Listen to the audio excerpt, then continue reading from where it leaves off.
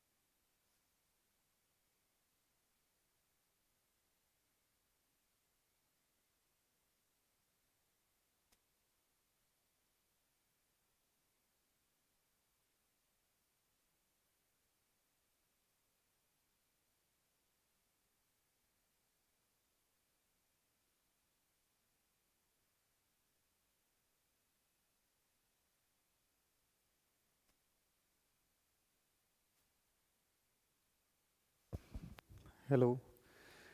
Hello, नमस्कार, जय हिंद दोस्तों। आप सभी का गुरुकुल डिफेंस एकेडमी के इस यूट्यूब चैनल के ऊपर स्वागत है। दोस्तों, आज हम एक शानदार सा प्रैक्टिस सेट लेकर आए हैं एसएससी जीडी के लिए। जो बच्चे एसएससी जीडी या रेलवे पुलिस फोर्स की तैयारी कर रहे हैं, या जिन भी बच्चों का आने वाले दिनों में, जैसे फरवरी में अभी नोटिफिकेशन आ जाएगा आर्मी का, आर्मी की तैयारी करने वाले उन सभी के लिए आज का सेशन अति महत्वपूर्ण रहने वाला है।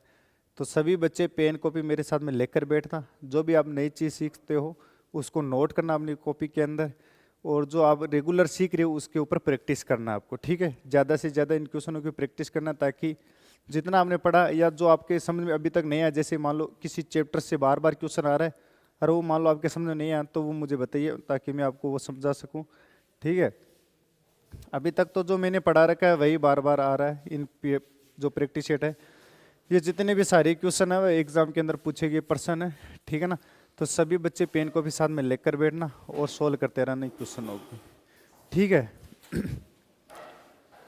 तो चलते हैं हम। आज का हमारा ये 12वां प्रैक्टिस सेट होने वाला है, जिसके अंदर हम ओनली फॉर 20 इंपॉर्टेंट क्वेश्चन करने वाले, मात्र 1 घंटे के अंदर।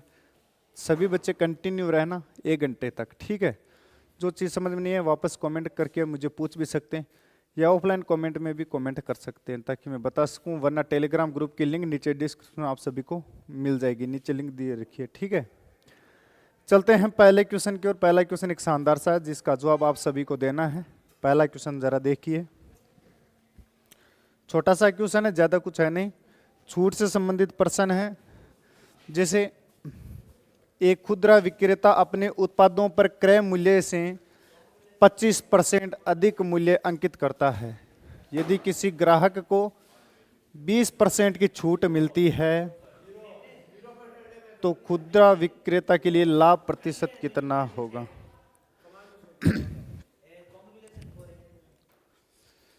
ठीक है, तो अब इसका आंसर बताना आप सभी को। देखो, यदि आपने ये कर लिया है तो समझिए, जो आपने क्वेश्चन नहीं किया है, ठीक है ना, वो भी समझना है, ठीक है। विक्रेता अपने उत्पाद क्रय मूल्य से 25% अधिक अंकित करता है। तो क्रय मूल्य मैंने मान लिया कितना है, और इधर मैंने बोल दिया अंकित मूल्य। यदि क्रय मूल्य 100% है, तो अंकित मूल्य कितना होगा? 125% होगा, ठीक है। अब जरा देखना, यदि किसी ग्राहक को 20% की छूट मिलती है, छूट किसके ऊपर देते हैं? अंकित मूल्य के ऊपर। कितने की छूट दे रहे हैं? 20% की। तो कितने में बेच रहे हैं? 100 में। तो 100 में से 100 में से यदि 20% की छूट दे दी तो कितने में बेचेंगे? 80% में। तो 80/100 इतना हो जाएगा। इसको बेचेंगे तो यहां पर क्या हो जाएगा? विक्रय मूल्य हो जाएगा। 25 के भाग से 4 बार कटा, 25 के भाग से 5 बार कटा, 4 के भाग से वापस कितनी बार कटा? 20 बार। और 20 गुणा 5 कितना होता है? 100 होता है।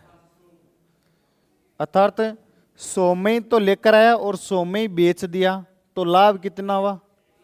0 का ही तो हुआ, कुछ लाभ नहीं हुआ उसको। ऑप्शन हो जाएगा हमारा डी ऑप्शन हो जाएगा। बिल्कुल आसान प्रश्न था। ठीक है, नेक्स्ट क्वेश्चन की ओर बढ़ते हैं। वापस एक छोटा सा प्रश्न है। 4/11 और 16/33 इसका बताना HCF। HCF क्या होगा? जब नॉर्मल यदि अभी होता कि 4 और 16 उसका ऐसे बताना होता तो हम बता देते, लेकिन जब बट्टे में आ जाता है ना, जैसे 4/16 आ गया, 16/33 आ गया, यदि बट्टे में कोई संख्या आ जाती है ना, उसमें हम क्या करते हैं? ऊपर वाला जो मान दिख रहा है ना, जैसे 4 16 ये ऊपर वाला है ना, उसका तो हम क्या निकाल देंगे? HCF। और नीचे वाली जो संख्या दिख रही है 11 और 33 उसका ऑटोमेटिक हम निकालेंगे। ठीक है ना? क्या निकालेंगे? LCM। HCF के बट्टे में क्या हो जाएगा? LCM। दोस्तों 4 और 16 का HCF कितना होता है? 4 और 16 का HCF कितना होता है? इसमें सबसे पहले 4 का भाग जा रहा है 1 और 4 बार। देखो एक अभाज्य संख्या यहीं तक छोड़ दो, इसका HCF कितना है? मात्र 4। लेकिन 11 और 33 है, इसका मुझे क्या निकालना है? LCM निकालना है। इसका LCM। LCM क्या होता है? जब तक नीचे 1 नहीं आ जाए तब तक भाग लगाते रहना है। सबसे पहले मैंने 11 का भाग लगाया, कितनी बार किया? इसमें कितनी बार किया? 3 बार। यहां तो 1 हो गया लेकिन यहां 1 नहीं हुआ ना, अब किसका भाग लगाना है हमें? 3 का। 1 बार और 1 बार। ठीक है, अब नीचे 1 हो गया। अब ये जो दोनों संख्या ना, इनको हमें क्या करवाना है? गुणा करवाना है। तो 11 को गुणा किससे करवा दिया? 3 से। तो कितना हो गया? 33। तो यहां पर हो जाएगा 33।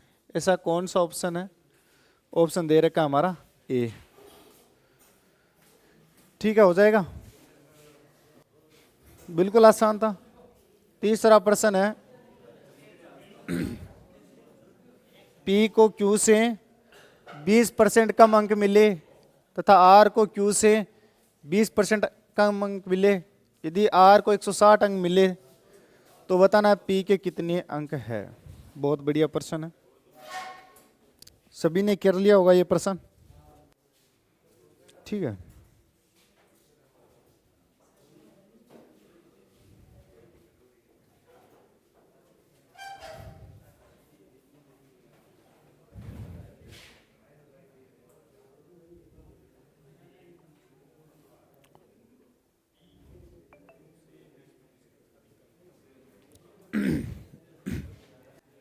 हो गया क्या?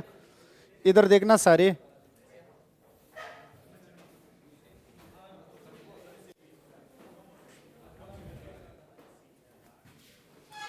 यदि P क्यू प्रश्न देख लो सारे, है ना?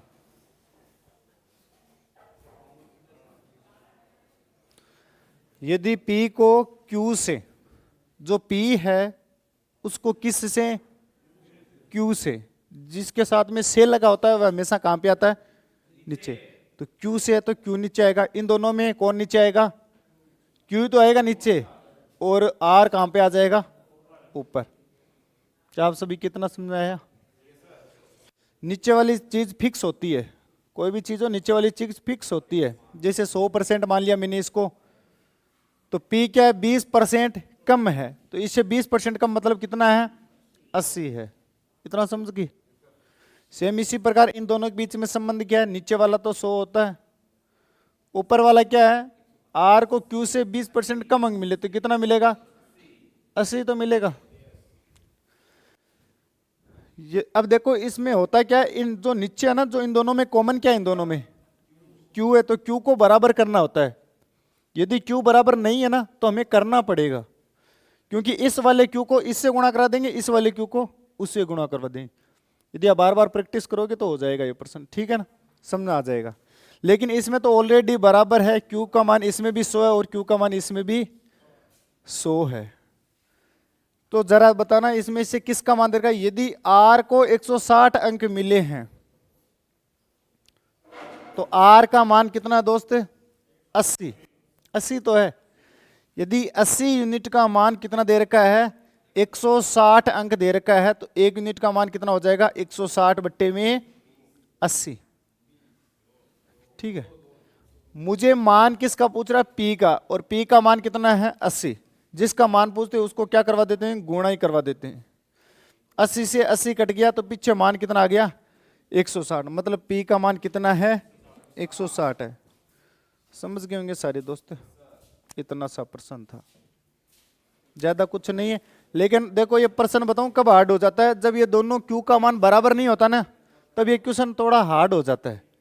इसमें तो डायरेक्टली Q का मान 100 है इसलिए बराबर है, लेकिन ये हमें मानना पड़ेगा, क्वेश्चन को पढ़ना पड़ेगा कि P को Q से कम मिला है। Q को यदि 100 था तो इसका कम कितना हो जाएगा, 80 हो जाएगा। ठीक है, सरलीकरण का प्रश्न है, ज्यादा हार्ड नहीं था, मान बताना था। देखो 413, ये जो 413 ना, इसमें भाग लगाना है, किसका भाग लगाना है, 7 का भाग लगाना है। कोष्टक के इन दोनों के बीच में यदि आप जूम करोगे तो इन दोनों के बीच में आपको क्या मिलेगा, गुणा का चिन्ह मिलेगा। ठीक है ना, तो इन दोनों के बीच में कौन सा चिन्ह होता है, गुणा। 8 पंजो 40, 20 प्लस 40 माइनस का 59 हो जाएगा। जब मैंने इसमें भाग दिया तो कितना आया, 59 इंटू 20 और 40 60, 60 में से 59 गया तो पीछे कितना बच गया, 1। और किसी भी संख्या को गुणा करवाते हैं 1 से तो वही संख्या वापस होती है, तो 59 ऑप्शन हो जाएगा हमारा डी। बिल्कुल आसान प्रश्न था ना, बहुत बढ़िया। आगे बढ़ूं मैं, चलो नेक्स्ट प्रश्न देखना। उस तख्ते की लंबाई ज्ञात करनी है जिसका उपयोग कम से कम समय में 6 मीटर 50 सेंटीमीटर, 3 मीटर 50 सेंटीमीटर और 7 मीटर 50 सेंटीमीटर की लंबाई सटीक रूप से मापने के लिए किया जा सकता है। जब कम से कम आ जाए ना तो आपके दिमाग में तुरंत क्या आना चाहिए, इनका HCF निकालना है मुझे। क्या, HCF निकालना है। ठीक है दोस्त, HCF निकाल दोगे क्या,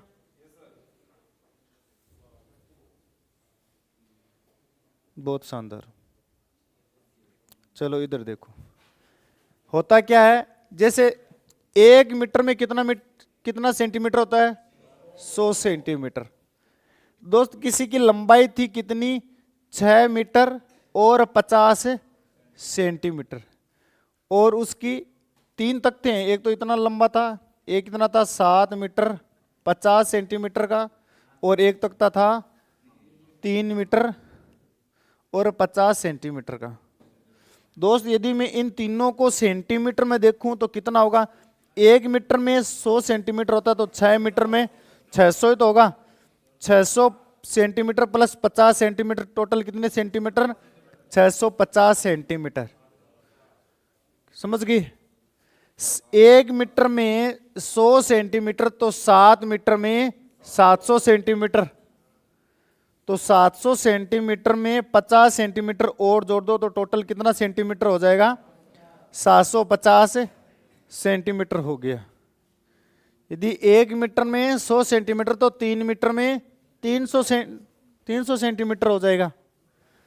जरा देखना, 300 सेंटीमीटर प्लस 50 सेंटीमीटर टोटल कितना सेंटीमीटर, 350 सेंटीमीटर।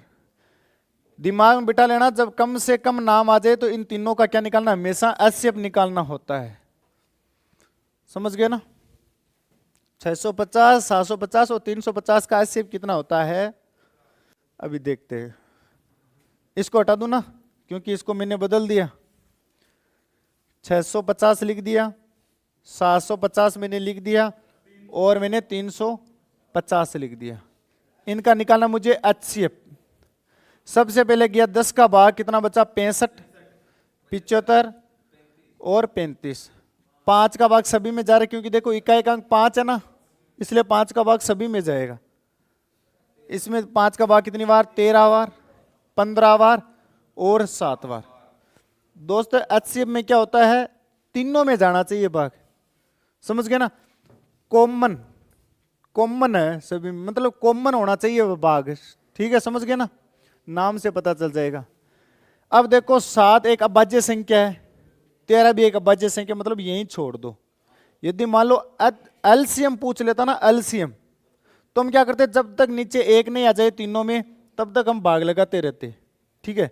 लेकिन एलसीएम में क्या होता है, ओनली फॉर सभी में कॉमन भाग जाए तब तक भाग लगाना, वरना नहीं लगाना फिर, ठीक है। अब देखो 5 को और 10 को गुणा करवा दो, यही हमारा एलसीएम हो जाएगा। कितना हो जाएगा, 50 सेंटीमीटर हो जाएगा। ऑप्शन कौन सा हो जाएगा, ए, ठीक है। अगला प्रश्न है, राहुल को किसी धन राशि पर तीसरे वर्ष के लिए 2,996 रुपये तथा दूसरे वर्ष के लिए 1,400 रुपये का ब्याज मिलता है।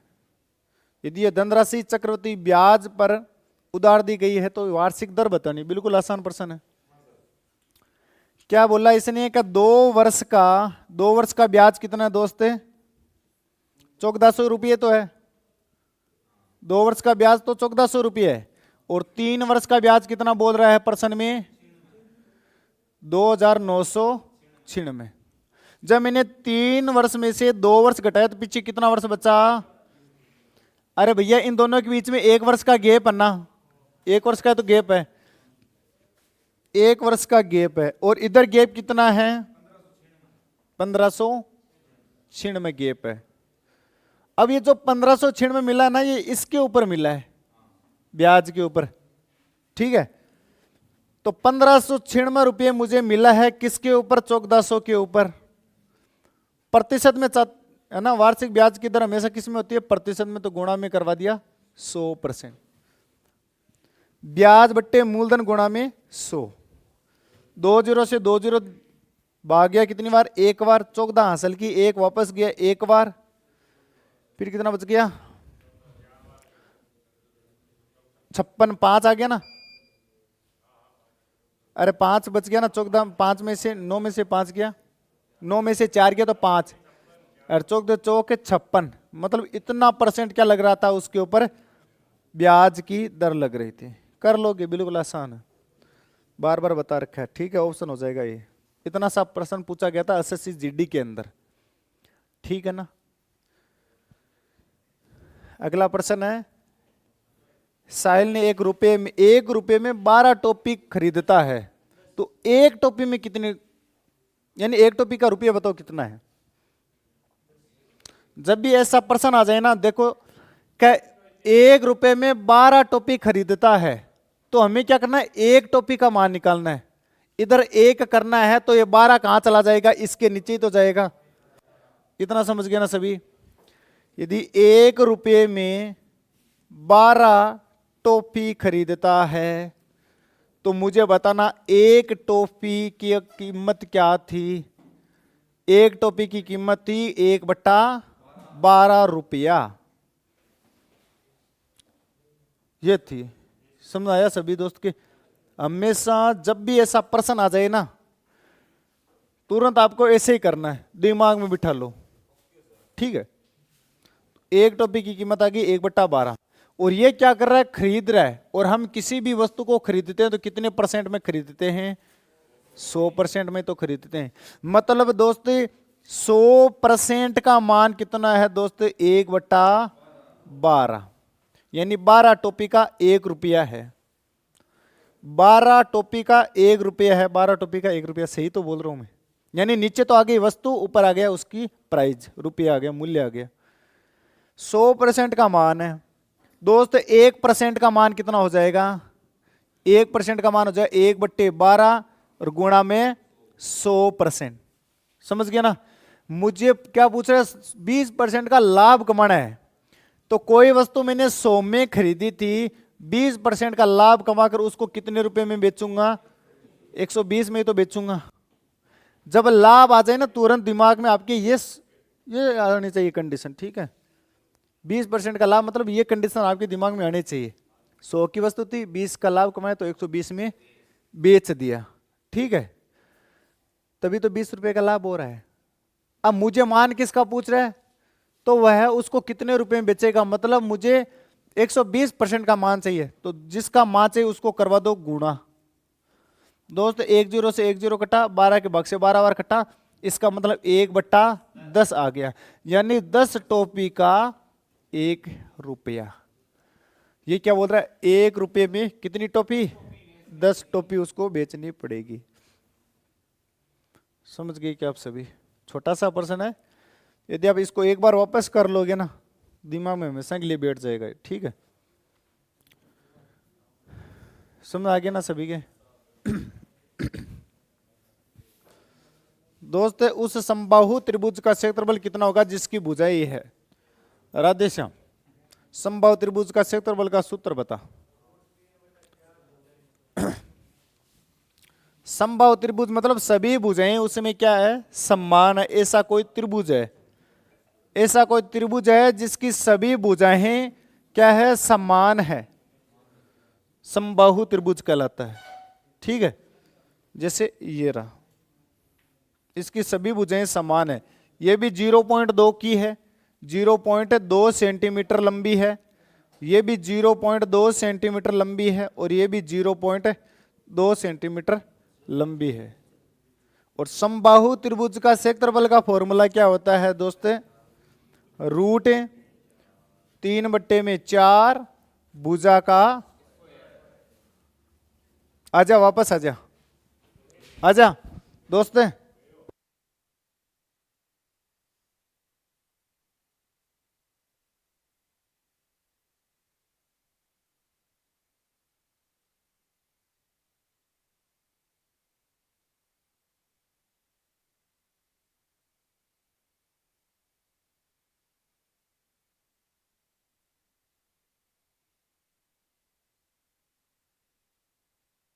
इसमें क्या करना है, हमें मान रखना भुजा का, और भुजा का मान दोस्त कितना दे रखा है, 0.2 सेंटीमीटर।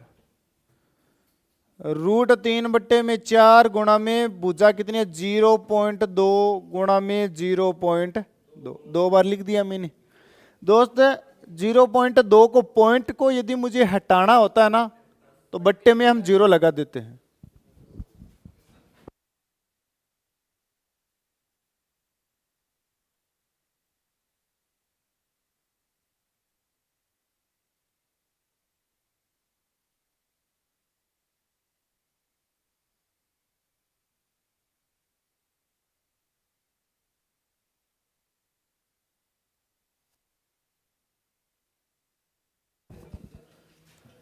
जीरो पॉइंट 2 का मतलब कितना हो गया, इसको मैं क्या लिख सकता हूं, 2/10। दोस्त इसको भी मैं क्या लिख सकता हूं, 2/10। दोस्त 2 गुणा 2 कितना होता है, 4, ऊपर भी 4 नीचे भी 4, तो 4 से 4 कट गया, यानी √3/100 सेंटीमीटर का स्क्वायर। कौन सा ऑप्शन है, पहला। सभी का समझ आ गया? इतना सा प्रश्न पूछा गया था एसएससी जीडी में, देख लो इन बच्चों के 20 में से 20 नंबर आए थे, ठीक है। किस्मत अच्छे रहे तो तुम्हारे भी ऐसा ही प्रश्न हो गए। छोटा सा प्रश्न है कि 3 अलग अलग क्रॉसिंगों पर ट्रैफिक लाइटें लगी है, ट्रैफिक लाइटें ना, ट्रैफिक लाइटें, जो एक तो चसबुस करती है 30 सेकंड, और दूसरी करती है 40 सेकंड में, और तीसरी करती है 60 सेकंड के बाद बदलती रहती है, ठीक है। टाइमिंग डाला हुआ है उसमें, ठीक है। 30 मिनट में वो कितनी बार एक साथ बदलेगी, तो हमें सबसे पहले निकालना है एक बार में एक साथ वो कितनी मिनट में बदलती है। यानी जब भी मैंने ऐसा प्रश्न बताया था उस समय हम क्या करते हैं, इनका एलसीएम लेते हैं। एलसीएम लेना है हमें, किसका एलसीएम लेना है, हमें 30 सेकंड का, हमें 40 सेकंड का और हमें 60 सेकंड का हमें ले रहा है एलसीएम। एलसीएम का मतलब जब तक नीचे एक नहीं आ जाए तब तक भाग लगाते रहना। सबसे पहले इन सभी में किसका भाग जा रहा है? 10 का। 3 बार, 4 बार, 6 बार। ठीक है, अब मैंने भाग दे दिया इसमें किसका? 3 का। इसमें तो भाग चला गया 1 बार, इसमें भाग नहीं गया तो इसको जैसे कि जैसे लिख दिया। इसमें भाग कितनी बार चला गया? 2 बार। अब देखो 2 का भाग लगाना है, ये एक तो है जैसे कि जैसे रख दो। 4 में 2 का भाग कितनी बार गया? 2 बार। 2 में 2 का भाग 1 बार। 2 जगह तो 1 1 आ गया, लेकिन इसकी जगह भी 1 करना तो वापस हमें भाग लगाना पड़ेगा। कितने का? 1 बार, 1 बार, 1 बार। नीचे 1 1 आ गया। अब ये जितनी भी इधर संख्या है इन सभी को गुणा करा दो, वही तुम्हारा क्या है? एलसीएम है। 2 को 2 से गुणा कराया 4, 4 को 3 से गुणा कराया 12, 12 को 10 से गुणा कराया 120। मतलब जो एलसीएम है दोस्त वह कितना आ गया? 120 सेकंड आ गया। यानी 120 सेकंड में वह 1 बार एक साथ बदलेगी। इसको मुझे किस में बदलना है? मिनट में। तो मैंने मिनट को बदलना है तो कितने का भाग दूंगा? 60 का। 0 को 0 से काटा, 6 को इससे काटा तो कितना आ गया? 2 मिनट में वह 2 मिनट में एक साथ बदलेगी। एक बार बदलेगी, है ना? एक बार ही तो बदलेगी, एक बार एक साथ बदलेगी। लेकिन ये बोल रहा है कि 15 मिनट में, सॉरी 30 मिनट में कितनी बार एक साथ बदलेगी। यहां पर मुझे 30 करना तो इधर भी मेरे को 15 से गुणा करवाना पड़ेगा, तो इधर भी मेरे को कितने से गुणा करवाना पड़ेगा? 15 से। भाई इधर गुणा करवा रहा हो तो इधर भी गुणा ही करवाना पड़ेगा। 15 को 2 से गुणा कराया तो 30 मिनट। 30 मिनट में कितनी बार एक साथ बदलेगी? 15 बार एक साथ बदलेगी। समझ आ गया? छोटा सा प्रश्न था, ऑप्शन हो जाएगा ए। यदि आप तुरंत निकाल सकते थे तो निकाल सकते थे, ठीक है ना? एलसीएम यदि आप जानते हो तो।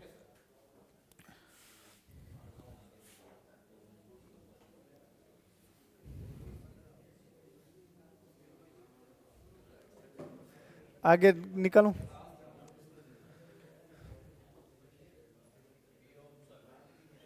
अगले प्रश्न का मुझे आंसर बताना।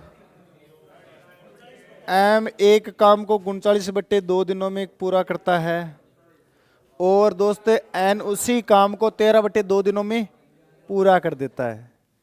दोनों एक साथ मिलकर उसी काम को पूरा करने में कितना दिन लगेंगे? ऐसा कुछ प्रश्न है हमारे सामने। दोस्त एम एक काम को इतने दिन में, एम किसी काम को 39/2 दिन में पूरा करते हैं। इधर तो आ गया समय। दोस्त समय दिन में भी आ सकता है, घंटे में, मिनट में, किसी में भी आ सकता है, ठीक है। एम है किसी काम को 39/2 दिन में पूरा करता है और एन उसी काम को 13/2 दिन में पूरा कर देता है। इतना हो गया। अब हमें क्या निकालना है? एलसीएम, ठीक है।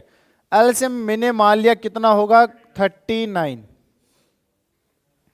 इतना समझ में आ गया? दोस्त बात यह है कि यदि 39 में हम 39/2 का डिवाइड तो भाग करेंगे तो इधर कितना बचेगा? देखो 39 में हम भाग दे रहे हैं किसका? 39/2 का। तो 39 से तो 39 कट गया, लेकिन ये 2 कहां चला गया? ऊपर। तो कितना बचेगा? 2। यानी इसकी कार्य क्षमता कितनी आ गई? 2। और इसकी कार्य क्षमता कितनी हो जाएगी? यदि मैं 13/2 का भाग दूं तो 13 × 39 3 बार, और ये 2 ऊपर और गया तो 3 गुणा में 2 6। यानी इसकी कार्य क्षमता कितनी आ गई दोस्त? 6 आ गई। इतना समझ गए सभी? ये बोल रहा है कि 39 काम को वो दोनों एक साथ मिलकर कितने दिन में पूरा कर देंगे, ठीक है दोस्त। तो इधर देखना, समय का वापस क्या पूछ रहा है? वापस मुझे समय तो पूछ रहा है, और समय का फॉर्मूला मैंने लिखा रखा है। समय बराबर क्या होता है?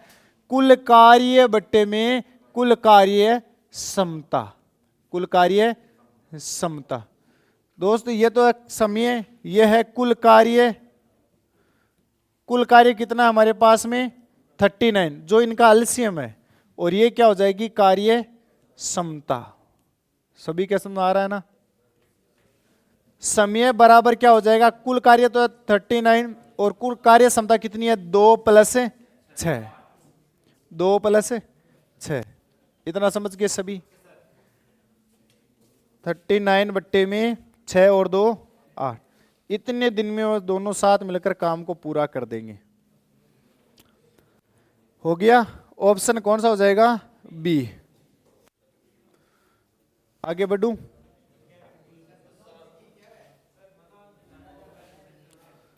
अगला प्रश्न देखना, एक टेबल है, उसका विक्रम मूल्य कितना देर का है।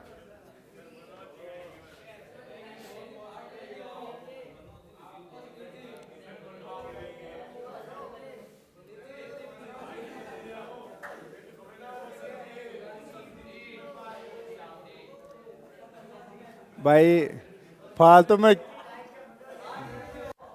मेरी बात सुन लियो पहले तो फालतू मन कोई अफवाह नहीं फैलाओ लो। मैं तो यहाँ कूँ हो जे की क्यों राखो थे है को नहीं।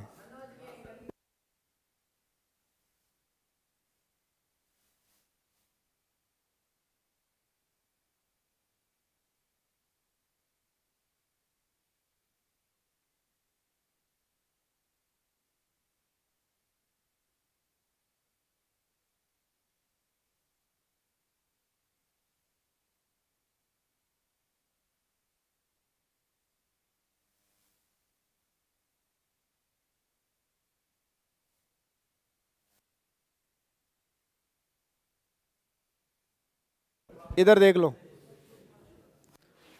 मैं तो 2 दिन इसलिए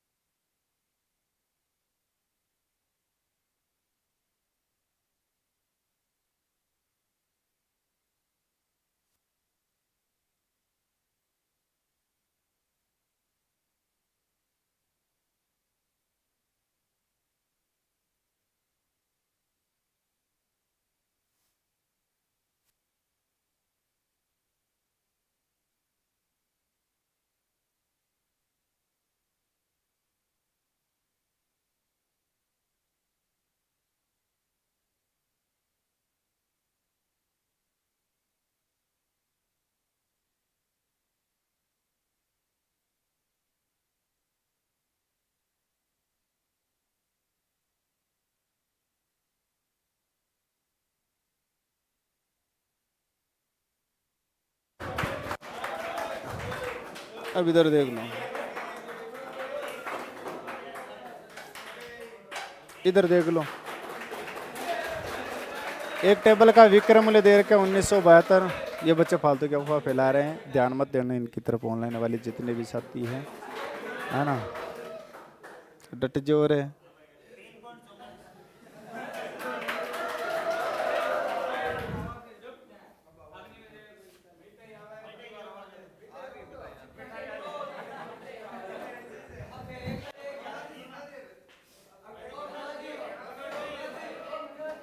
अरे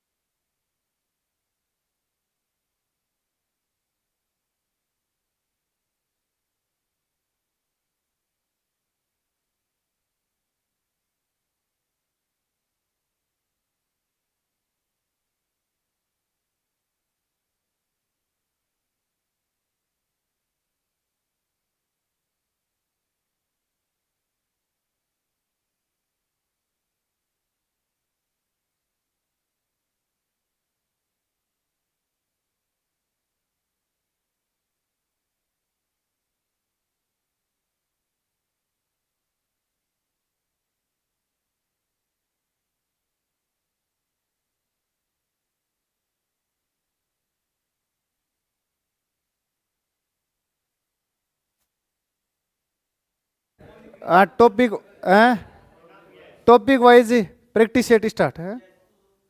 अभी तो टॉपिक वाइज ही तो चल रहा है। अच्छा ये मिक्स चल रहा है ना दोस्त यार, टॉपिक वाइज यार आर्मी के लिए स्टार्ट कर देंगे ना, आर्मी के लिए स्टार्ट कर देंगे, लेकिन एसएससी जीडी के लिए तो मैंने करवा रखा है।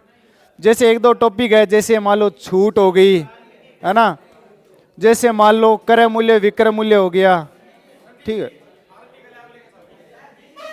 लेकिन ऑफलाइन में अब आर्मी को बेंच स्टार्ट हो लो, ठीक है, और आज स्टार्ट कर दे, ठीक है ना।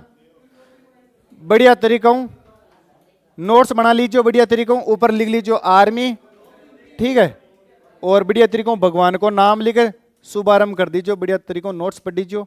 और यदि आप किताब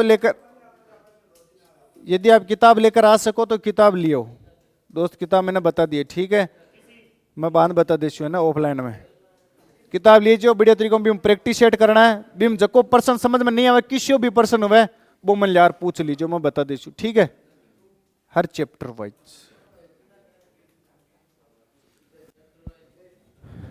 चैप्टर वाइज इन तो कम है। आर्मी के लिए क्या, एसएससी जीडी के लिए क्या, तो फिर यो प्रैक्टिस सेट है।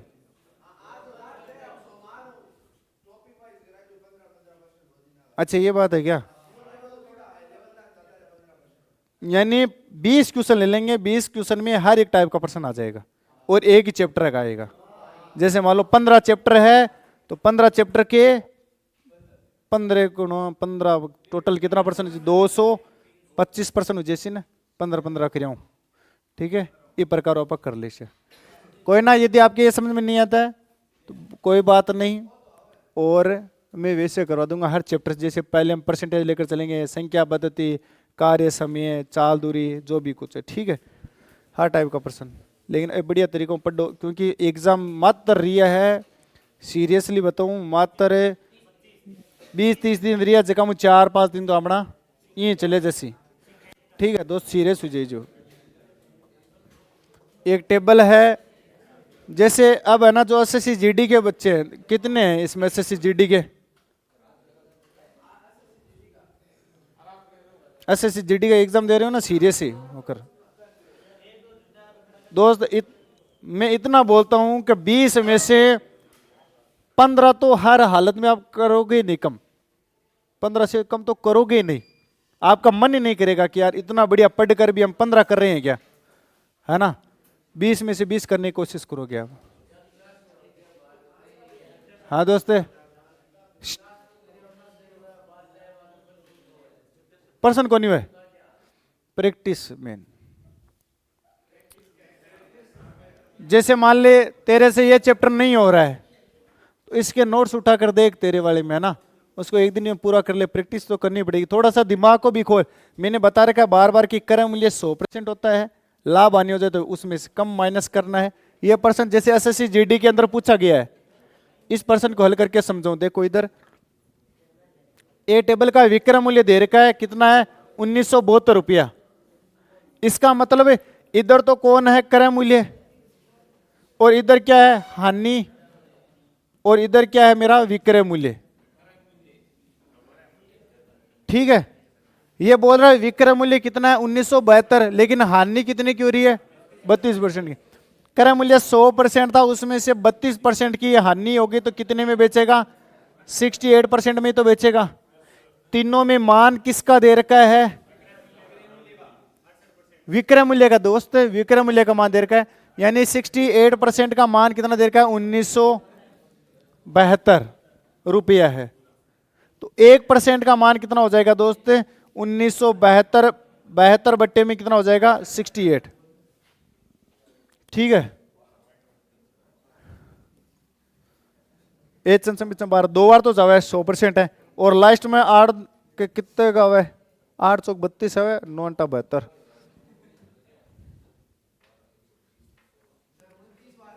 कितनी बार, 29 बार कट रहा है क्या, 29 बार हो गया दोस्त। यदि 1% का मान 29 हो गया तो 100% का मान कितना हो जाएगा, 2900 हो जाएगा ना। इतना समझ आ गया ना, हमें क्रय मूल्य निकालनी है, ठीक है।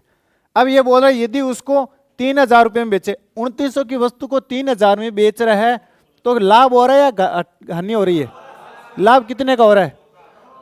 तो 100 का लाभ हो रहा है। क्रय मूल्य कितना था? 2900, और गुणा में कितना परसेंट है दोस्त? 100%। क्योंकि लाभ प्रतिशत निकाल रहे हैं, प्रतिशत मान निकालते हैं तो गुणा में 100% करवाते हैं हमेशा। दोस्तों 2 0 से 2 0 कट गया। अब देखना कितनी बार जा, मान लो इसको लगभग 3 मान लो, 30 मान लो ना, लगभग 30 मान लो। अब 3 गुणा में 3, 3.44,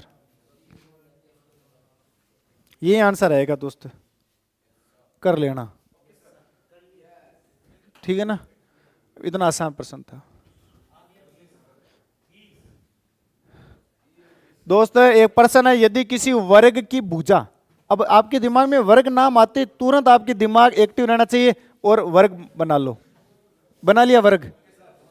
और यदि ये बोल रहे हैं इसकी एक भुजा में 5% की क्या बोल रहे हैं? वृद्धि कर रहे हैं, तो परिमाप में कितने प्रतिशत की वृद्धि होगी? दोस्त अब हमें क्या करना है, 5% की वृद्धि हो रही है, ठीक है। वर्ग का परिमाप का फॉर्मूला क्या होता है? 4 गुणा में भुजा, आप सभी जानते हो ना। क्या यहां पर भुजा का स्क्वायर थोड़ी है? नहीं है ना। ये बोल रहा है यदि भुजा कोई 5% कर रहा है तो इधर भी 5% ही तो होगा, यानी परिमाप उसका कितना बढ़ेगा? 5% ही बढ़ेगा। तो कौन सा हो जाएगा? सी। सी होगा। 20 कैसे होगा रे? अरे ये तो नियंत्रण का कांस्टेंट है, ये तो नियत है, 4 कभी नहीं बदलेगा। यदि हम इसको बढ़ा रहे हैं तो ये भी बढ़ेगा, समझ गया ना। ना ना गुणा नहीं हो। अब देखो यदि ये बोलता ना कि वर्ग का क्षेत्रफल कितना परसेंट बढ़ जाता, वर्ग का क्षेत्रफल कितना परसेंट बढ़ जाता, तब हम कौन सा नियम लगा देते? a प्लस बी प्लस ए गुणा में b बट्टे में 100। ये भी 5 बढ़ रहा है, ये भी 5 बढ़ रहा है, प्लस 5 गुणा में 5 बट्टे में 100, 25 5 10.25% बढ़ जाता। उसका क्षेत्रफल तो इतना बढ़ेगा, लेकिन उसका परिमाप उतना का उतना ही रहेगा। यदि ये 5% बढ़ रहा है तो परिमाप 5% ही बढ़ेगा। नहीं समझे क्या? कुछ समझे क्या? देखो फॉर्मूला आना जरूरी है। हाँ